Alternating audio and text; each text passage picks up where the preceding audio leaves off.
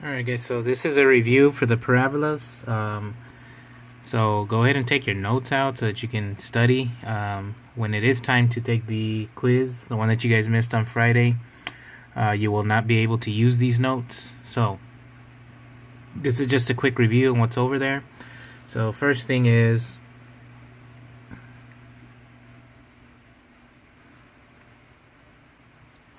I have two naped cones. So just a reminder of what they are. Two naped cones are two cones right on top of each other, and so as I start to go through these, remember, if I cut straight across through here, okay, this is parallel to the bases. The shape I would see if I looked at it from the top would be a circle. Okay, if I were to cut it through here at an angle, and again, I'm not going all the way through, you see I stopped that plane right there. The shape I'd have here is a parabola. Again, if I'm at an angle, but I do go all the way through, like you see here, I would make a ellipse, and we're going to start to talk about those this week. And if I made a line like this, perpendicular to the bases, I would have, let me go to right then, a hyperbola. Okay, so just remember that, just some language here and what it means. So I won't go through how did you make like how can you tell what the shape is, but remember, I do have these four shapes right here, so I won't give specific examples, but the parabola, guys, this is the only one that has one square term. Okay, as I move forward here,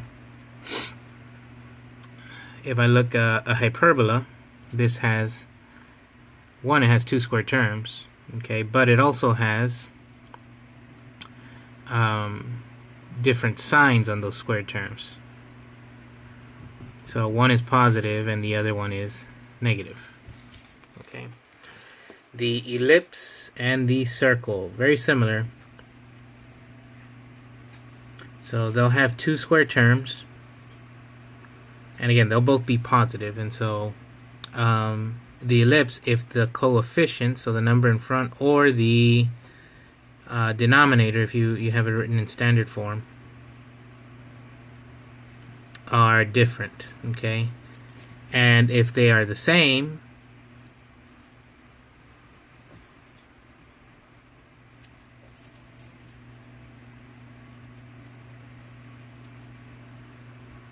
then that's when you have a circle. So these are the clues on telling me what the shape is, and I do ask you quite a few questions on this, so please make sure you know how to do so.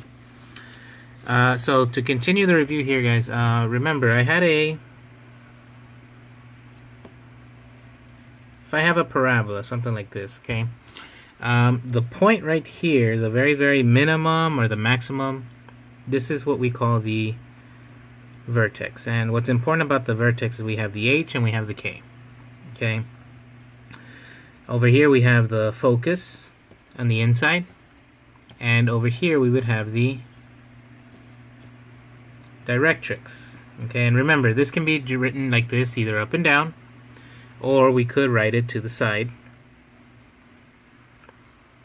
where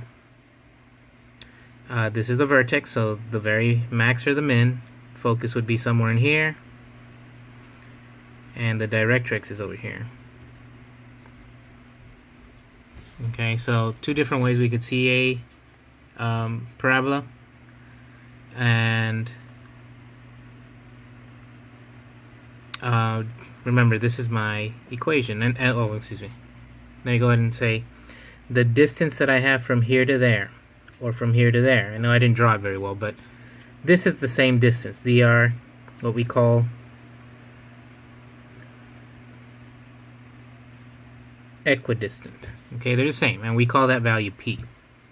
So, if I put some numbers in here, let's say that this was -5 and +1, and we'll say that the P is equal to 2. Okay, somehow it equals 2.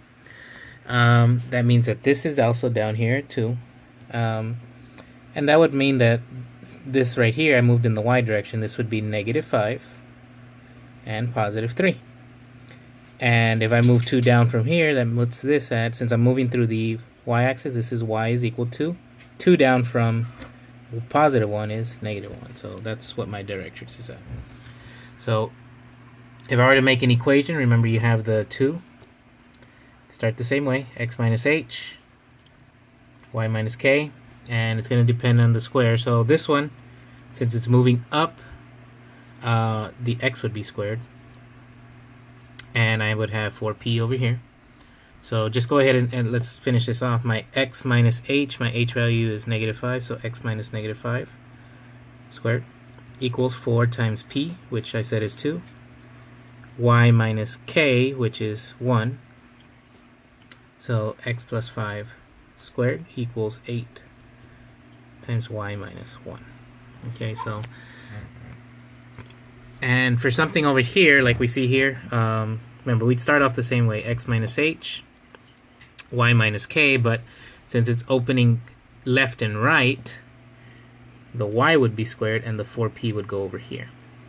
And another important part, I see that this is opening towards the negative number, so the negative would be on the 4p. So just a quick review here, guys. Again, go ahead and study the next 10 minutes. You guys will be given a quiz right now. This is the one that you missed on Friday. So good luck, and I will see you all throughout the week.